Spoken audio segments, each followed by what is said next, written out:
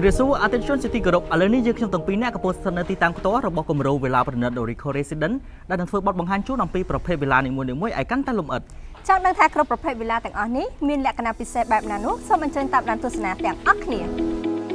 គម្រោងវិឡាប្រណិត Orico Residence កំពុងតែមមាញឹកក្នុងការសាងសង់ដើម្បីបំពេញនូវតម្រូវការជូនអតិថិជនក្នុងការរស់នៅឲ្យកាន់តែមានភាពទំនើបនិងស៊ីវិល័យសម្រាប់យុគសម័យថ្មីនេះក្នុងនោះដែរគម្រោងក៏មានការរៀបចំម៉ូដវិឡាយ៉ាងប្រណិតបែបសង្ហបុរីកាត់ឌូបៃនិងផ្ដល់ជូនឧបករណ៍គ្រឿងសង្ហារឹមមកពីប្រទេសស្វីសនិងអ៊ីតាលីគ្រប់ប្រភេទវិឡាទាំងអស់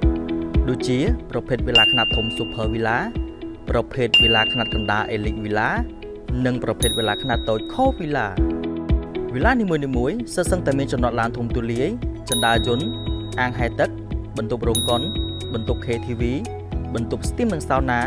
ជាពិសេសជាន់ដំបូងក៏មាន Sky Bar ឯកជនដែលមានទេសភាពបាយទៅមាត់ទន្លេនិងទីក្រុងក្នុងឱកាសដ៏ពិសេសនេះអតិថិជនធ្វើការកក់នៅប្រភេទវិឡាណាមួយលោកអ្នកនឹងទទួលបានការបញ្ចុះតម្លៃជាពិសេសលក្ខខណ្ឌបង់ប្រាក់ងាយស្រួលនិងការបង់រំលោភដោយគ្មានការប្រាក់រយៈពេលវែង